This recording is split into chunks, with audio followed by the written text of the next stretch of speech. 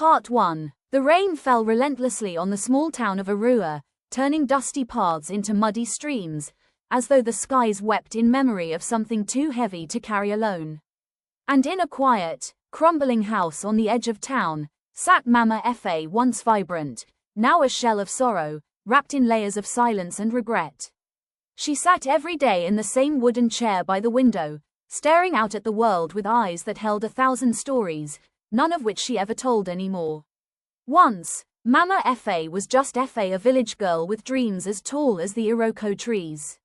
She danced in the rain, sang as she fetched water, and swore that one day, her voice would echo on radios far beyond Oyo State. She met Chike in the church choir. He had the gentlest voice and the kindest eyes. He was from the east, and though tongues wagged about their differences, love knew no boundaries. They got married under a mango tree with lanterns hung like stars, and that night, the heavens seemed to bless their union.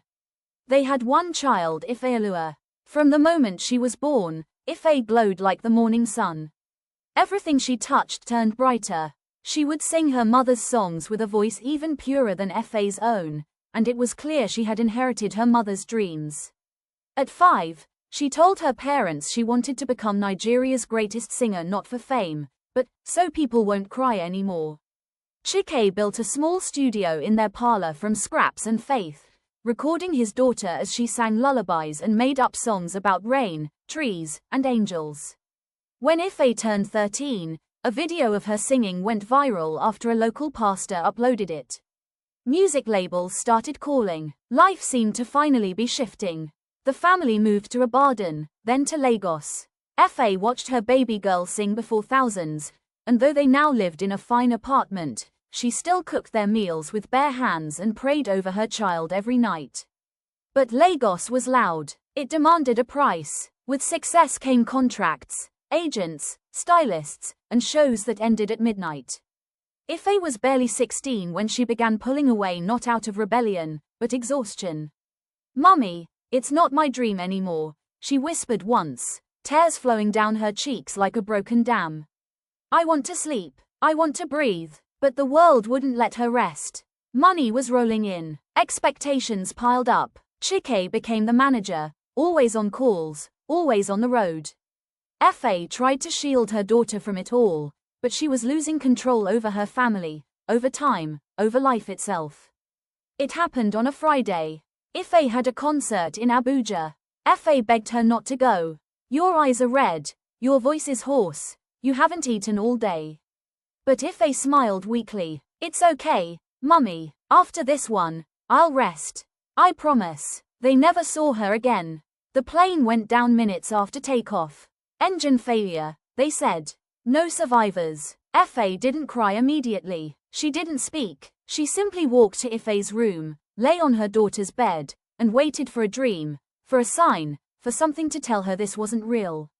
Days turned to weeks. The funeral was loud, extravagant, televised. But all Fa remembered was the weight of the coffin. How could so much light fit into such darkness? Chike changed. He blamed himself. He drowned in alcohol, in guilt, in silence. One evening, he walked into the bush behind their house and never returned. His body was found days later, hanging from a tree. That was 10 years ago. Fa returned to Arua alone, back to the old house, back to the chair by the window. She stopped singing. She stopped speaking. The once radiant woman now sat like a statue, watching the world as though waiting for someone to walk back through the door.